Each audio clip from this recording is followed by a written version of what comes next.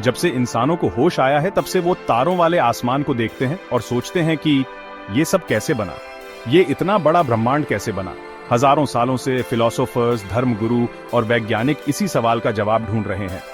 ये सफर हमें छोटे से छोटे पार्टिकल से लेकर ब्रह्मांड के सबसे बड़े स्ट्रक्चर्स तक ले जाता है। इंसान का दिमाग पैटर्न्स और मतलब ढूंढने के लिए बना है। जब साइंटिफिक नॉलेज नहीं था तब पुराने जमाने के लोग कहानियां बनाते थे। वो कहते थे कि देवी देवताओं ने दुनिया बनाई है।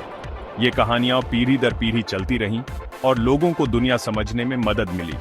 जैसे जैसे हमारी दुनिया की समझ बढ़ी वैसे वैसे हमारे तरीके भी बदले। साइंस के टूल्स ने हमें ब्रह्मांड को और गहराई से देखने में मदद की। गैलीलियो के टेलीस्कोप से लेकर ग्रेविटेशनल वेव्स की खोज तक हर साइंटिफिक ब्रेक थ्रू हमें ब्रह्मांड के राज समझने के करीब लाया है। ब्रह्मांड की शुरुआत के बारे में सबसे फेमस साइंटिफिक एक्सप्लेनेशन है बिग बैंग थ्योरी। यह थ्योरी कहती है कि ब्रह्मांड लगभग 13.8 बिलियन साल पहले एक बहुत ही गर्म और घने बिंदु से शुरू हुआ। इस बिंदु में सारा मैटर, एनर्जी, स्पेस और टाइम एक छोटे से पॉइंट में कंप्रेस था। फिर कुछ असाधारण हुआ। यह बिंदु तेजी से फैलने लगा जिसे हम बिग बैंग कहते हैं, गैप 2s। पहले कुछ सेकंड्स में ब्रह्मांड बहुत तेजी से फैला, जिसे इन्फ्लेशन कहते हैं। इस दौरान ये एक एटम से भी छोटे से बढ़कर एक ग्रेप फ्रूट जितना बड़ा हो गया। जैसे जैसे ब्रह्मांड फैलता और ठंडा होता गया, एनर्जी मैटर में बदल गई और क्वार्क्स और लेप्टन्स जैसे पार्टिकल्स बने। लाखों सालों में ग्रेविटी ने इन पार्टिकल्स को खींचकर गैस और डस्ट के बादल बनाए। इन बादलों में स्टार्स बने, हाइड्रोजन को हीलियम में बदलते हुए और बहुत सारी एनर्जी रिलीज करते हुए। ये पहले स्टार्स हमारे सूरज से बहुत बड़े और गर्म थे और कम समय तक जिए, सुपरनोवे के रूप में फट गए और ब्रह्मांड में हेवियर एलिमेंट्स फैला दिए। इन तारों के रेमनेंट्स से नए स्टार्स और गैलेक्सीज बने। हमारा सोलर सिस्टम बाद में बना लगभग 4.6 बिलियन साल पहले गैस और डस्ट के बादल से। बिग बैंग थ्योरी अभी भी रिसर्च में है, लेकिन यह ब्रह्मांड की शुरुआत से लेकर आज तक के एवोल्यूशन को समझने का एक अच्छा फ्रेमवर्क देती है।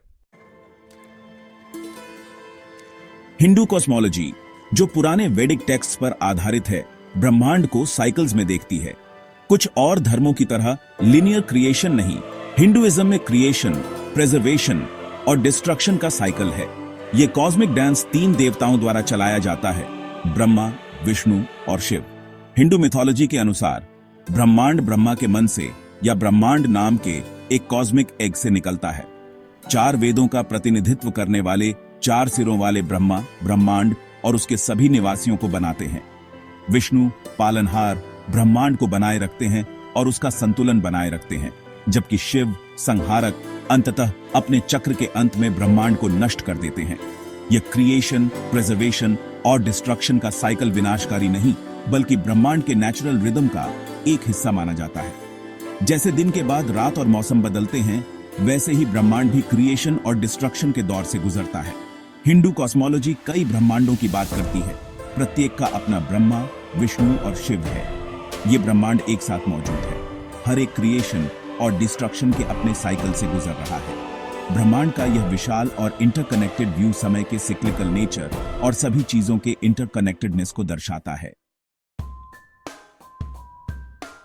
क्रिश्चियन धर्म में ब्रह्मांड को एक डिवाइन आर्किटेक्ट ने बनाया है। बाइबल के अनुसार भगवान ने स्वर्ग और पृथ्वी बनाई। शुरुआत में भगवान ने कहा उजाला हो और उजाला हो गया। यह डिवाइन क्रिएशन का कार्य एक उद्देश्यपूर्ण प्रक्रिया के रूप में देखा जाता है, जो एक सर्वशक्तिमान और दयालु देवता द्वारा निर्देशित है। इस दृष्टिकोण में ब्रह्मांड एक रैंडम घटना नहीं, बल्कि एक केयरफुली डिजाइन्ड मास्टरपीस है, जो अपने निर्माता की महिमा और विजडम को दर्शाता है।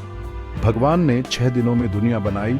हर दिन ब्रह्मांड के अलग अलग एलिमेंट्स लाए, प्रकाश और अंधेरे से लेकर जमीन और समुद्र तक, और अंत में सभी जीवित प्राणी, जिसमें मानव जाति भी शामिल है, भगवान के इमेज में बनाई गई। यह कहानी ब्रह्मांड के निर्माण के पीछे की इंटेंशनैलिटी और पर्पस पर जोर देती है।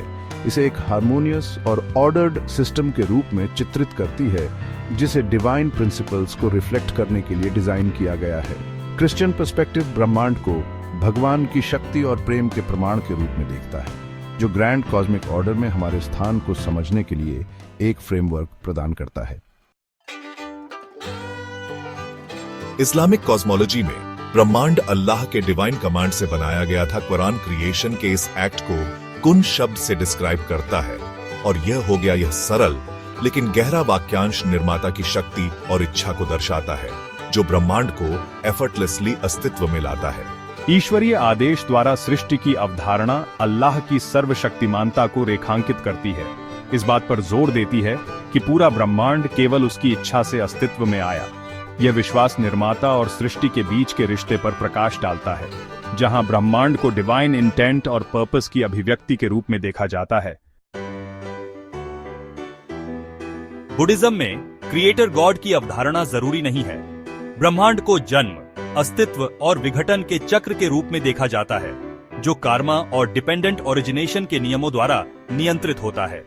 यह पर्सपेक्टिव हमें वर्तमान क्षण और हमारे कार्यों पर ध्यान केंद्रित करने के लिए प्रोत्साहित करता है, बजाय इसके कि हम एक अल्टीमेट बिगिनिंग या एंड की तलाश करें।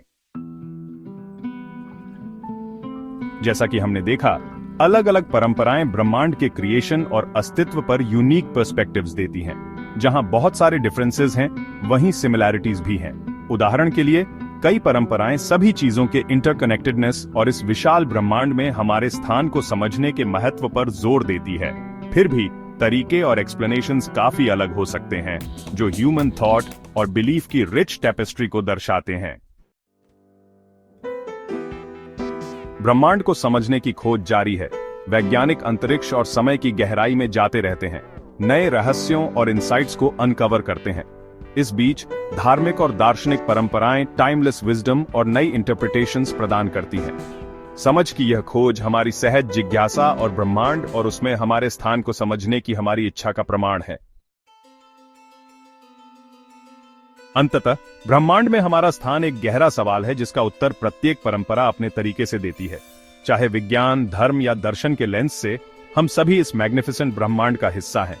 खोज की हमारी यात्रा, बाहर और अंदर दोनों, इस विशाल रहस्यमय विस्तार में हमारी समझ और अपनेपन की भावना को आकार देती रहती है।